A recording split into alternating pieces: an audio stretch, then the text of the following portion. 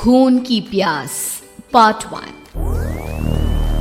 काली अमावस की रात थी और रात के गहरे सन्नाटे को चीरते हुए एक औरत के चीखने की आवाजें पूरे जंगल के शांत माहौल को दहशत से भर रही थी। वो औरत इस तरह से चिल्ला रही थी जैसे किसी ने उसके बदन पर खौलता हुआ पानी डाल दिया हो। रात को अपने खेतों में पानी देने के लिए आया हुआ हरिया किसान अभी तक इन आवाजों को सुन नहीं पाया था, क्योंकि उसके बेटे किशन ने उसे नया मोबाइल फोन जो लाकर दिया था शहर से, और बस उसी मोबाइल फोन में ईयरफोन लगाकर वो कोई पुराना गाना सुनने में मग्न था।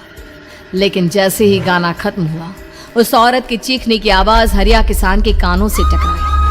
हरिया का दोस्त रामू भी खेत में ही घाट पर गहरी नींद में खर्राटे मार रहा था। रात के उस सन्नाटे में औरत की चीखने की आवाज सुनकर ठंड के मौसम में भी हरिया किसान के माथे से पसीना टपकने लगा।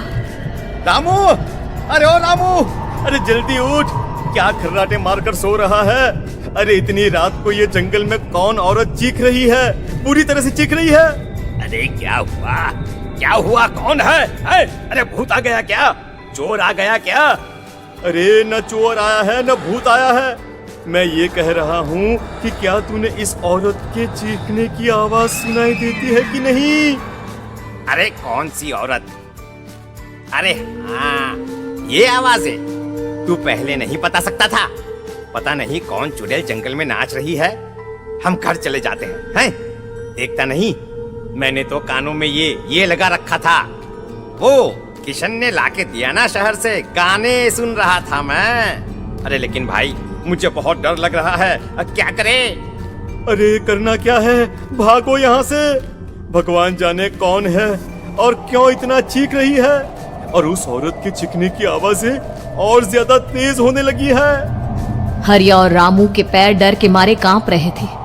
डर की वजह से ना वो वहां पर रुक पा रहे थे और ना ही अपनी जगह से आगे बढ़ पा रहे थे। तभी अचानक से सन्नाटा छा गया। सही मौका है, हमें यहाँ से निकल लेना चाहिए भैया। रामू और हरिया अपना गमछा उठाकर दबे पैरों जंगल के रास्ते से गांव की तरफ चलने लगे। गांव की ओर जाने वाला ये एक ही रास्ता था और आवाज भी उसी तरफ से आ रही थी। लेकिन अभी 2 मिनट पहले वो आवाज पूरी तरह बंद हो चुकी थी और जंगल में पहले जैसा सन्नाटा पसर चुका था।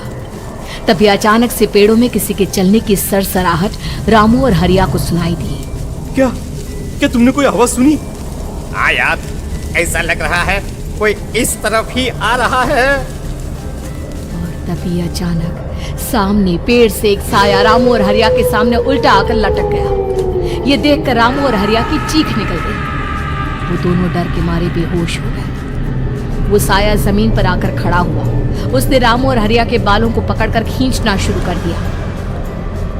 अब तुम गांव वालों में से कोई जिंदा नहीं बचेगा। मैं तुम सबको ले जाकर उस गड्ढे के नीचे दफन कर दूंगी।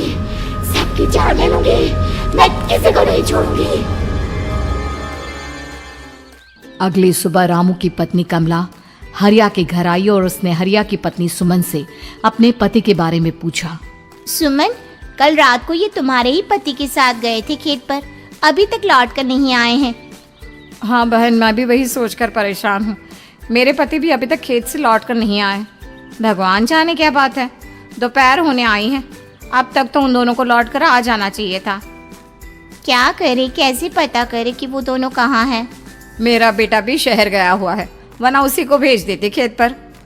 बहन, मुझे लगता है कि हम दोनों को वहाँ जाकर अपने पतियों को ढूंढना चाहिए। ठीक कहती हो तुम, चलो मैं तुम्हारे साथ चलती हूँ। और वो दोनों जंगल के रास्ते खेत की तरफ आगे बढ़ती हैं। वहां जाकर देखती है कि हरिया और रामू आग जलाकर आग के ऊपर कुछ पकाकर खा रहे थे। आप यहाँ पार्टी बना रहे हैं और वहाँ घर पर हमारी जान सुखी जा रही थी कि कहीं कुछ हो तो नहीं गया? मुझे कुछ नहीं हो सकता, मैं कभी नहीं मर सकता, समझे तो? अरे तबीयत तो ठीक है, ये किस तरह की आवाज में बात कर रहे हैं आप? कुछ हुआ है क्या? कुछ नहीं हुआ, बस जोरों की भूख लग रही थी, इसलिए खाना बनाकर खा रहे थे। अच्छा, इतनी बदबू आ रही है, ऐसा क्या बनाकर खा रहे हैं आप? जरा हमें भी तो बताइए। अरे भाभी, क्यों परेशान हो रही हैं? मांस पकाकर खा रहे हैं। एक जंगली जानवर कल रात को खेत में आ गया था। हम दोनों ने उसे मार दिया और बस उसी का मांस पक रहा है। आप भी खाइए ना, बहुत बहुत ही स्वादिष्ट है। दिमाग खराब हो गया क्या आप दोनों का? आप दोनों मांस कब से खाने लगे, और वो भी जंगली जानवर का? चलिए अभी कभी घर चलिए। चलेंगे चलेंगे, लेकिन पहले ये मांस तो खत्म कर ले। कुछ देर बाद रामू और हरिया कमला और सुमन के पीछे पीछे गांव की तरफ चल देते हैं। रामू और हरिया की आंखें पहले जैसी नहीं रही थी, उनमें कुछ बदल गया था। रामू अपनी पत्नी कमला के साथ घर चला जाता है और हरिया अपने घर आ जाता है। देखिए, आपने जो कुछ भी किया मैं उसके लिए आपको माफ कर देती हूँ, लेकिन आज के बाद ये रामू के साथ जाकर मांस पकाकर खाया ना, तो इस घर में घुसने नहीं दूंगी आपको। अरे दिमाग मत खराब करो, मैं वहाँ खाट पर लेटकर गाने सुन रहा हूँ, मुझे परेशान मत करना आप। इतना तमाशा खड़ा कर दिया, दोपहर तक घर लौटकर नहीं आए और अब गाने सुनने। लेकिन हरिया घर के बाहर आंगन में जाकर चुपचाप लेट गया और गाने सुनने लगा। गाने सुनते सुनते हरिया को नींद आ गई। सुमन ने उसके कान से ईयर प्लग हटाया और अपने आप से कहा, जरा मैं भी तो सुनकर देखूं, ऐसे कौन से गाने सुनते हैं। उधर मोबाइल में एक अजीब सा गाना बजने लगा।